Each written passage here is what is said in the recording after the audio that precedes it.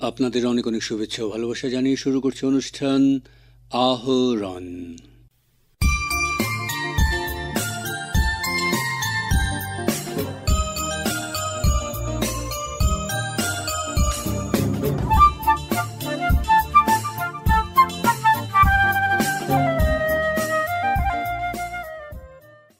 Operation সিন্দুরের সাফল্যে সারা দেশের সঙ্গে শিলচরেও গত বৃহস্পতিবার তিরঙ্গা যাত্রার আয়োজন করা হয়। তিরঙ্গা যাত্রায় দলমত নির্বিশেষে সামিল হন সহস্রাধিক লোক। মিছিলে অংশগ্রহণকারী সবাই প্রধানমন্ত্রী নরেন্দ্র মোদীর নেতৃত্ব এবং ভারতীয় সেনাবাহিনীর পরাক্রমের প্রতি পূর্ণ আস্থা ও পাশে থাকার বার্তা দেন। এই তিরঙ্গা যাত্রায় রাজ্যের মন্ত্রী কৌশিক রায়, বিধায়ক দীপায়ন চক্রবর্তী, জেলা commissioner Mridul Yadav, police super Numal Mahatta প্রমুখ পা মিলিয়েছেন। মিছিলে প্রতিটি মুহূর্ত স্লোগানে মুখরিত ছিল গোটা শহর। অপারেশন সিন্দুরের সাফল্যে জাতির উদ্দেশ্যে দেওয়া প্রধানমন্ত্রী নরেন্দ্র মোদীর ভাষণ এদিন সকলকে উজ্জীবিত করে। আমরা ভারতবাসী, আমাদের কাছে রাষ্ট্রহিত সর্বোপরি, এই পরিচয় ও শপথ নিয়ে ঐক্যের বার্তা দিতে প্রতিজন নাগরিক এই যাত্রায় পা মিলিয়েছেন। আসুন ভারত মায়ের সন্তান হিসেবে এই তিরঙ্গা যাত্রায় পা মিলিয়ে আমরা একযোগে বীর সেনাদের শৌর্য ও প্রধানমন্ত্রী নরেন্দ্র মোদীজির সফল নেতৃত্বকে সম্মান জানাই। ভারত মাতা কি জয়! ভারত মাতা। এদিনে তিরঙ্গা যাত্রা শুরুর আগে আহ্বায়ক মণ্ডলীর প্রধান নিখিল রঞ্জন পাল বললেন, আমরা আজকের যেই তিরঙ্গা যাত্রার যে আয়োজন করা হয়েছে সেটি কাছাড়বাসীর তরফ থেকে করা হয়েছে এবং এখানে একটি 8 জনের একটি আহ্বায়ক মণ্ডলী গঠন করা হয়েছে। এই 8 জনের নেতৃত্বে আজকের এই তিরঙ্গা যাত্রাটি আমরা করতে যাচ্ছি। এতে আজকে যারা এখানে উপস্থিত হয়েছেন, প্রতিটি স্কুল, কলেজ, প্রতিটি এনজিও এবং যতগুলো অর্গানাইজেশন আছে, শুভবুদ্ধি সম্পন্ন লোকেরা, তাদের সবাইকে আজকের আহ্বায়ক মণ্ডলীর তরফ থেকে আমি অসংখ্য ধন্যবাদ জানাচ্ছি। সেই সঙ্গে আমরা একটি বার্তাই আজ দিতে চাইছি যে প্রধানমন্ত্রী নরেন্দ্র মোদীর পাশে আমরা আছি এবং সৈনিকদের পাশেও আমরা আছি। তাদের মনোবল বাড়ানোর জন্যে আমরা আজ এই তিরঙ্গা যাত্রার আমরা আয়োজন করেছি। আমরা আশা করব এই তিরঙ্গা যাত্রাটি আমরা খুবই সুন্দর সুষ্ঠুভাবে সবার সহযোগিতায় আমরা সম্পন্ন করতে পারবো। আমি সবার সহযোগিতা আমি কামনা করছি। আমাদের এই যাত্রাটি শুরু হবে ডিএসএর ময়দান থেকে এবং শেষ হবে রাঙ্গির খাড়িতে। এবং এই যে নরেন্দ্র মোদীর ব্যবস্থা নিয়েছেন, ওনার যে দৃঢ় যে সংকল্প, উনি বলেছিলেন যে আমাদের উপর যে আঘাত নিয়েছেন, পাকিস্তান যে আঘাত করেছে, সেই আঘাতের প্রত্যুত্তর জবাব উনি দেবেন এবং উনি প্রতিশোধ নিয়েছেন আমি বলবো। এবং জঙ্গি ঘাঁটি পুরোপুরি ধ্বংস করে দিয়েছে আমাদের সেনাবাহিনীর 2 জন মহিলা কর্মী। তাদেরকে আমি অসংখ্য ধন্যবাদ জানাচ্ছি এবং তাদেরকে আমি স্যালুট জানাই। তিরঙ্গা যাত্রা শেষে বিধায়ক দীপায়ন চক্রবর্তী বলেন, পেহেলগাঁওয়ে পাকিস্তান মদতপুষ্ট জঙ্গি হামলার প্রতিবাদে মিশন সিন্দুর সামরিক অভিযানে সফলতাতে ভারতীয় সেনাবাহিনীর কৌশল ও সাহস ও নরেন্দ্র মোদীজির দক্ষতা, নরেন্দ্র মোদীজির যে সুশাসন, নরেন্দ্র মোদীজির যে নেতৃত্ব, এই নেতৃত্বর কথা মাথায় রেখে দেশপ্রেমী শিলচর তথা কাছাড়বাসী শ্রদ্ধার জনসাধারণ আজ কাছাড়ের বুকে শিলচরে প্রধান সড়কে তিরঙ্গা যাত্রার আয়োজন করেছেন।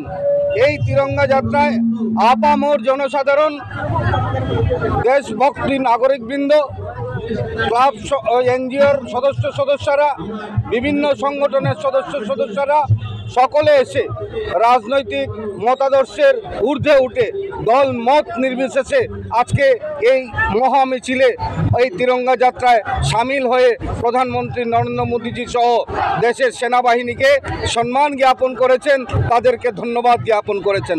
আমরা ভারতবর্ষে লক্ষ্য করেছি আজকে ভারতবর্ষের সরকারের এই ঐতিহাসিক সাফল্যের জন্য গোটা ভারতবর্ষের শ্রদ্ধার জনসাধারণ আজকে মাঠে নেমেছেন, প্রধানমন্ত্রী নরেন্দ্র মোদীজির পাশে রয়েছেন।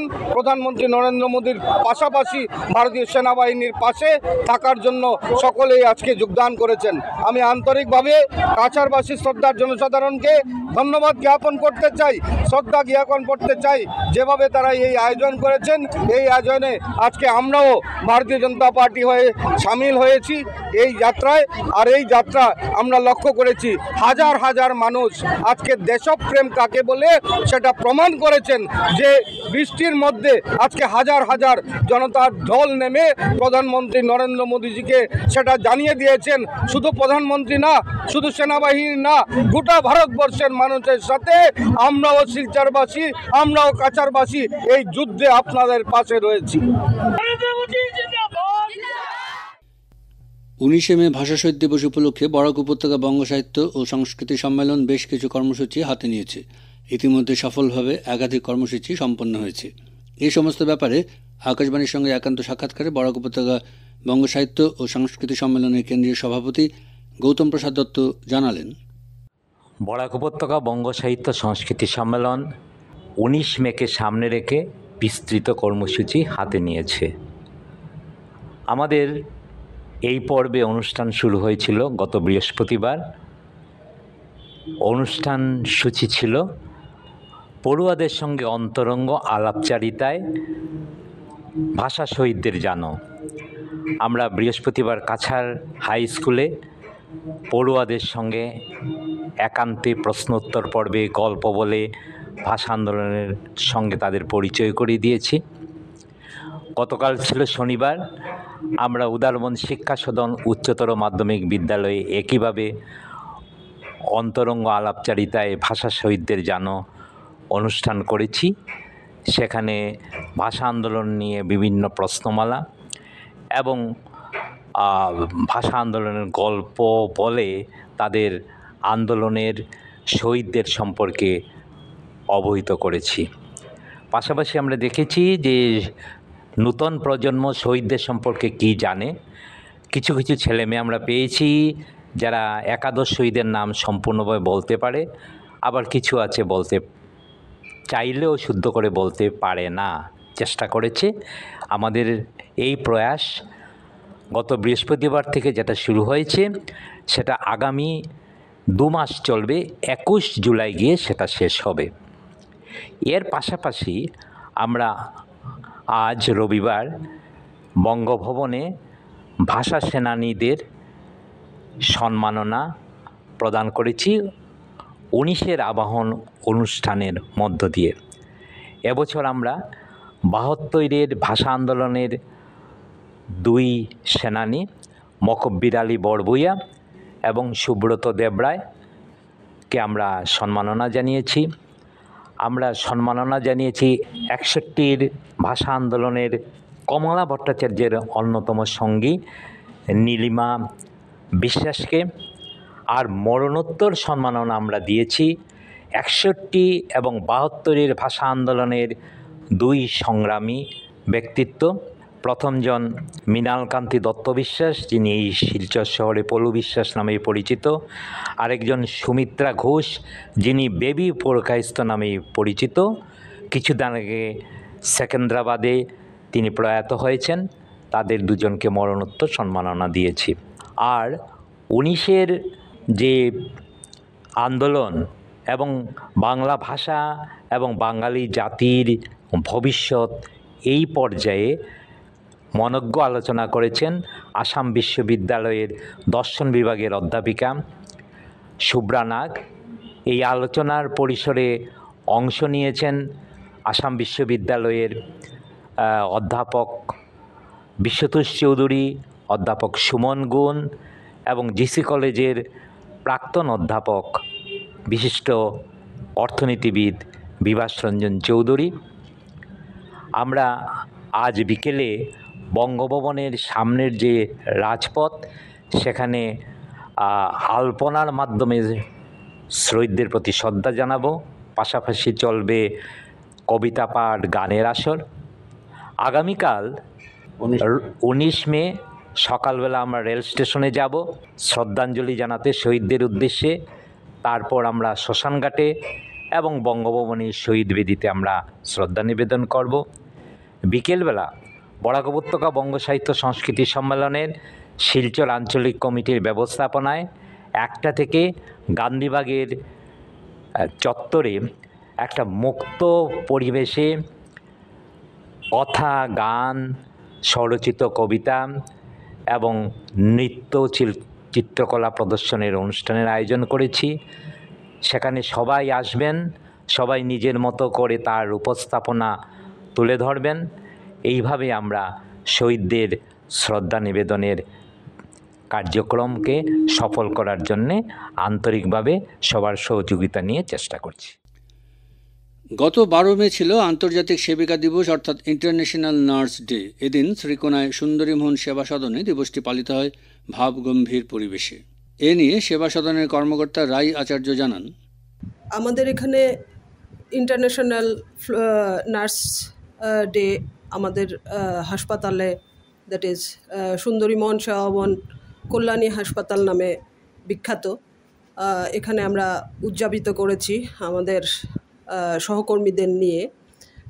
সঙ্গে আমাদের ছিলেন director doctor Kumar Kanti Das, popularly known as doctor Lakshman Das, এবং associated doctor Shibashis Nath and doctor Rahul Sharma প্রমুখ। তো আমরা এই খুব স্বল্প পরিসরে আমরা এই দিবসটি উদযাপিত করেছি ফ্লোরেন্স নাইটিঙ্গেলের জন্মতিথিকে আমাদের সহকর্মীদের নিয়ে। তো এইটাই আজকের দিনে আমাদের বার্তা, যে যাতে আমরা আরও সুন্দরভাবে এই সেবা ভবনের যে কাজগুলো চলছে, আমাদের যে হাসপাতালে যে আমরা কাজ করে যাচ্ছি, আমাদের ডাক্তার নার্সেসরা অক্লান্ত পরিশ্রম করে আমাদের যে হাসপাতাল এত চ্যারিটেবল অর্গানাইজেশন হিসাবে আমরা রোগীদের সেবা করে দিতে পারছি, আর ভবিষ্যতেও যাতে ওই জিনিসটাকেই আমরা আরও এগিয়ে নিয়ে যেতে পারি, ওইটাই আমাদের একান্ত কাম্য। যে আদর্শ নিয়ে ফ্লোরেন্স নাইটিঙ্গেল এই পেশায় এসেছিলেন, সেই আদর্শ অনুপ্রাণিত হয়ে আমরা কাজগুলো একটা নার্সের কাছেই একটা রোগীর সুস্থ হয়ে ওঠার বেশিরভাগটাই নির্ভর করে তাদের সুস্থ সেবা এবং সুস্থ সেবা ওই জায়গাটা। হ্যাঁ, তো আমাদের যে ডাক্তার এবং নার্সেসরা আছেন, ফ্লোরেন্স নাইটিঙ্গেল যেভাবে উনি একা ল্যাম্প নিয়ে সোলজার হিসাবে উনি দেশের জন্য একটা মডার্ন নার্সেস সিস্টেম যে করে গেছেন, ওইটাকেই উনারা খুব ভালোভাবে এখানে রোগীর সেবায় নিয়োজিত রেখেছেন সবাই নিজেকে। তো এটা যাতে ভবিষ্যতে আরও ভালোভাবে উনারা করতে পারেন আশা রাখি। এটা আরও ভালোভাবে হবে আমাদের এই সুন্দরীমোহন সেবা ভবনের দ্বারা। অনেক মানুষ উপকৃত হচ্ছেন, ভবিষ্যতে আরও হবেন, এবং এই চ্যারিটেবল অর্গানাইজেশনে আমরা খুব কম খরচে আমরা এখানে পরিষেবা দিয়ে থাকি, এবং আমাদের নার্সেসরা যারা আছেন ওনাদের অক্লান্ত পরিশ্রম ছাড়া এটা সম্ভব হতো না। Barak valley voluntary blood donors ফোরামের হাইলাকান্দি শাখা গত 8 মে বিশ্ব থ্যালাসেমিয়া দিবস উপলক্ষে নানা সচেতনতামূলক কর্মসূচি গ্রহণ করে। এ নিয়ে আকাশবাণীকে দেওয়া একান্ত সাক্ষাৎকারে ফোরামের হাইলাকান্দি জেলা শাখার সম্পাদক রঞ্জিত ঘোষ বলেন, বরাকে প্রায় 500 জনের মতো থ্যালাসেমিয়া রোগী আছেন, সরকারের নথিভুক্ত। এই থ্যালাসেমিয়াটা কি? থ্যালাসেমিয়া নিয়ে যেসব বাচ্চারা জন্ম নেয় তাদের শরীরে রক্ত তৈরি হয় না, তারা অন্যের রক্তের উপরে বেঁচে থাকে। তাদেরকে 15 দিন অন্তর অন্তর রক্ত দিতে হয়। আজকে যে পরিবারে থ্যালাসেমিয়া শিশুর জন্ম হয়, সেই পরিবারের মা বাবা এই বাচ্চাটার জন্য রক্তের যোগান দিতে দিতে ফতুর হয়ে যান। জানা আছে বেশিরভাগই দেখা যায় যে থ্যালাসেমিয়া শিশুরা বেশি দিন বাঁচে না, কিন্তু ঘরে যদি একজন রোগী থাকে তখন তো তার ওষুধপত্র সবকিছু যোগান দিয়ে যেতে হয়। সেইভাবে মা বাবারা সেই ব্যবস্থা করে যান। ব্যাপার হচ্ছে আমরা এই থ্যালাসেমিয়ার অপারেশন আছে, কিন্তু সেই অপারেশন প্রচুর বয়স সাপেক্ষ। একটা থ্যালাসেমিয়া পেশেন্টকে অপারেশন করতে হলে 25 লক্ষ টাকার প্রয়োজন। সেখানে সরকার সাহায্য করেন 5 লক্ষ টাকা। এখানেও আরেকটি ব্যাপার আছে, যদি থ্যালাসেমিয়ার পেশেন্টের অপারেশন করতে হয় তাহলে কিন্তু সেই পরিবারে একই মা বাবার সন্তান আরেকজন থাকতে হবে, সে ছেলে বা মেয়েই হোক। এই থ্যালাসেমিয়া রোগীর যে হাড়টাকে অপারেশন করে ওই হাড্ডির ভিতরে যে মজ্জাটা থাকে, এই থ্যালাসেমিয়া পেশেন্টের সেই মজ্জাটা ফেলে দেওয়া হয়। অপর ভাই বোনের ওই হাড্ডিটা অপারেশন করে সেই মজ্জাটা বের করে ওই থ্যালাসেমিয়া পেশেন্টের এখানে সংস্থাপন করা হয়। প্রচুর কষ্টদায়ক এবং ব্যয়বহুল। তাই এই থ্যালাসেমিয়া পেশেন্ট যাতে আর তৈরি না হয়, সেই জন্য যদি আমরা আগামী দিনের হবু স্বামী স্ত্রীদের যদি একটু সচেতন হই, তাহলে হয়তো আমরা থ্যালাসেমিয়া থেকে দূরে থাকার ব্যবস্থা করা যেতে পারে। কারণ হবু স্বামী স্ত্রী বিবাহের আগে শিলচর মেডিকেল কলেজে একটি মেশিন আছে, সেটি পরীক্ষা করতে গেলে 300 টাকার প্রয়োজন হয়। আমরা প্রত্যেকেই কিন্তু থ্যালাসেমিয়ার বাহক, কিন্তু যদি আমাদের স্বামী স্ত্রীর মধ্যে যদি 100% থ্যালাসেমিয়া হয়, তাহলে আগামীতে যে তাদের সন্তানটি আসবে সেও কিন্তু 100% থ্যালাসেমিয়া নিয়ে জন্মগ্রহণ করবে। তাই আগে আমরা কুষ্টি বিচার করা হতো বিবাহের জন্য, আজকে কিন্তু কুষ্টি বিচার না, বিজ্ঞানের যুগ বলছে যে থ্যালাসেমিয়াটাকে আছে কিনা, কি পরিমাণ আছে তা দেখার জন্য ওই মেশিনটা পরীক্ষা করানো অত্যন্ত জরুরি। এমনও ব্যাপার আছে, যদি দেখা যায় পুরো হবু স্বামী স্ত্রী তারা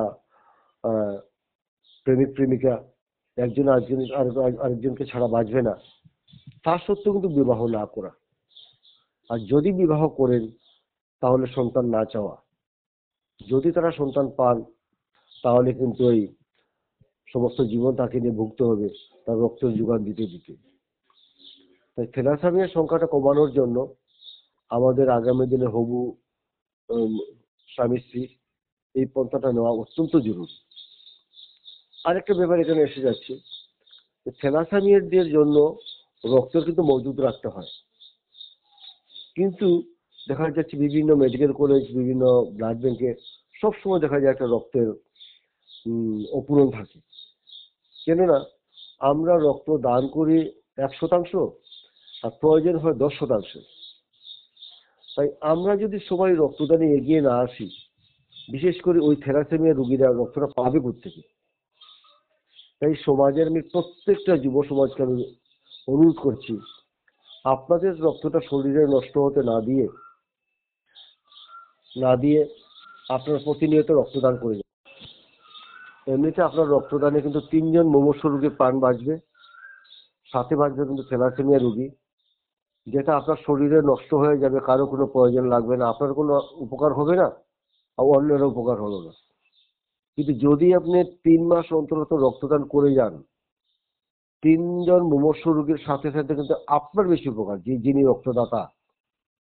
3 মাস অন্তর রক্তদান করলে তার হাই প্রেশার হবে না, হাই প্রেশার না হলে হার্ট অ্যাটাক হবে না, হার্ট অ্যাটাক না হলে স্ট্রোক হবে না, চামড়ার কোনো রোগ হবে না। তাই সব অবস্থায় রক্তদাতার বেশি উপকার। তাই সকলের কাছে বিনম্র আবেদন, বিবাহের পূর্বে পরীক্ষা করার থ্যালাসেমিয়া। আর প্রত্যেক যুব সমাজের কাছে বিনম্র আবেদন, আপনার রক্তদানে এগিয়ে আসুন, রক্তর ভান্ডার এমনভাবে পূর্ণ করে দিন যাতে কারো প্রয়োজনে যেমন কাউকে ডাকতে না হয়, সব সময় যাতে ব্লাড ব্যাংকটা পরিপূর্ণ থাকে, সেই বিনম্র আবেদন জানাচ্ছি আমি বরাকবেলি ভলেন্টারি ব্লাড ডোনার্স ফোরামের পক্ষ থেকে। আপনারা সবাই ভালো থাকুন, সুস্থ থাকুন, ধন্যবাদ। শ্রীভূমি জেলার বারুই গ্রামের এমজি মডেল হাসপাতালে ডায়ালিসিস পরিষেবার উদ্বোধন হলো অ্যাপোলো হেলথ অ্যান্ড লাইফস্টাইল লিমিটেডের সহযোগিতায়। শ্রীভূমি জেলা স্বাস্থ্য পরিকাঠামোকে আরও শক্তিশালী করার লক্ষ্যে 16 মে শুক্রবার এমজি মডেল হাসপাতাল বারুই গ্রামে একটি অত্যাধুনিক ডায়ালিসিস পরিষেবা ইউনিটের উদ্বোধন করা হয়। এই পরিষেবাটি অ্যাপোলো হেলথ অ্যান্ড লাইফস্টাইল লিমিটেডের সঙ্গে সরকারি বেসরকারি অংশীদারিত্বের মাধ্যমে চালু করা হয়েছে। এই ইউনিটের শুভ উদ্বোধন করেন রাজ্যসভা সাংসদ মিশন রঞ্জন দাস। বিশেষ অতিথি হিসেবে উপস্থিত ছিলেন দক্ষিণ করিমগঞ্জের বিধায়ক সিদ্দিক আহমেদ। এছাড়াও অনুষ্ঠানে উপস্থিত ছিলেন জেলা পরিষদ সদস্য অভিজিৎ রায়, স্বাস্থ্য বিভাগের যুগ্ম সঞ্চালক ডাক্তার সুমনা নাইডিং, পাথারকান্দির এসডিএমও ডাক্তার বিকে সিং, বিজেপি জেলা সভাপতি সঞ্জীব বণিক প্রমুখ। এ উপলক্ষে এক সাক্ষাৎকারে রাষ্ট্রীয় স্বাস্থ্য মিশনের করিমগঞ্জ শাখার মিডিয়া বিশেষজ্ঞ সুমন চৌধুরী বলেন, গত 16 মে মহাত্মা গান্ধী মডেল হাসপাতাল বাড়িগ্রামে একটি নূতন সংযোজন হয়েছে। সেখানে ডায়ালাইসিস সেবার উদ্বোধন হয়েছে।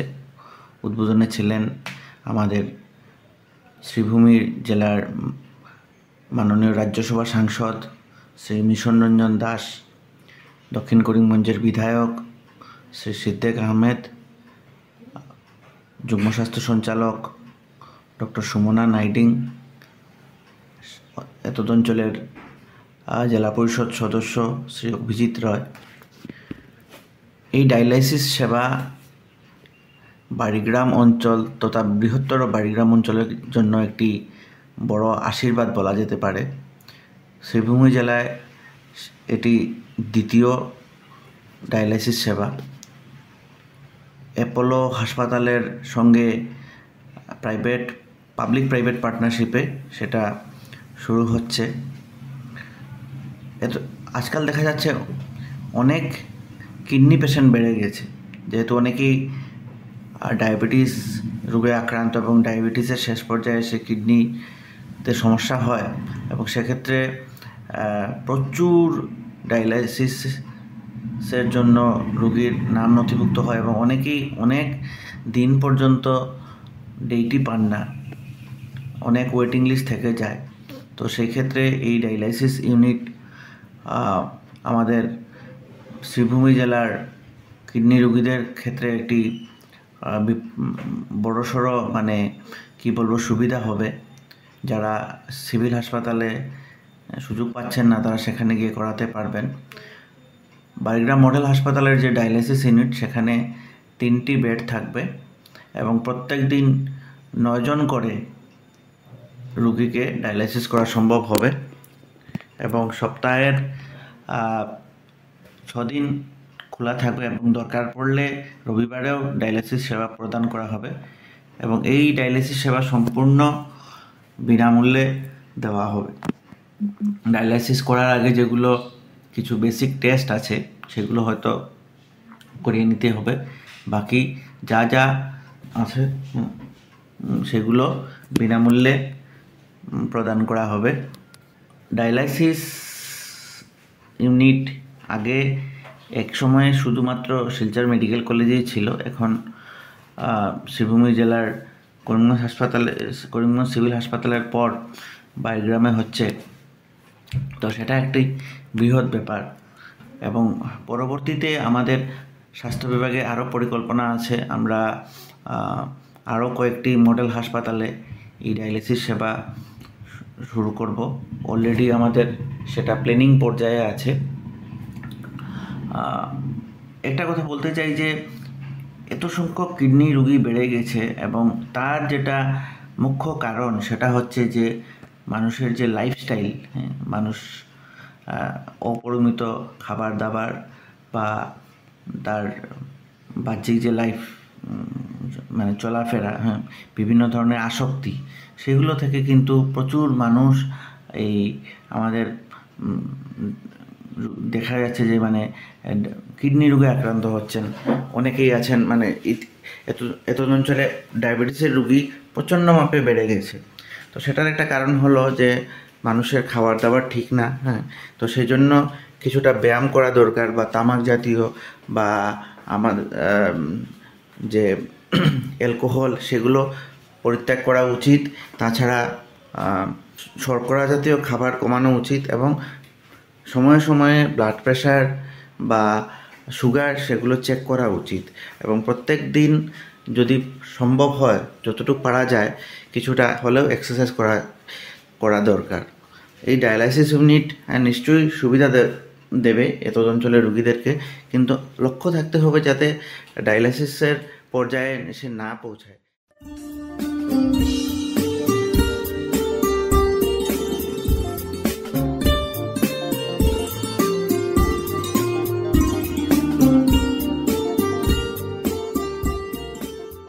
শ্রোতা বন্ধুরা, আহরণা যেখানে শেষ করছি। আপনাদের সঙ্গে আবার কথা হবে আমাদের আগামী অনুষ্ঠানে। আপনারা ভালো থাকবেন এবং অবশ্যই সুস্থ থাকবেন। এবারে বিদায় নিচ্ছি, তবে তার আগে জানিয়ে দেব উপস্থাপনায় ছিলেন অনির্বাণ জ্যোতিগুপ্ত, শব্দগ্রহণ করেছেন রতন দেব, রাহুল কান্তি দেব, জসীমউদ্দিন লস্কর ও নবেন্দু দাস। অনুষ্ঠান সম্পাদনায় ছিলেন অভিজিৎ নাথ এবং প্রযোজনা হিতব্রত ভট্টাচার্য।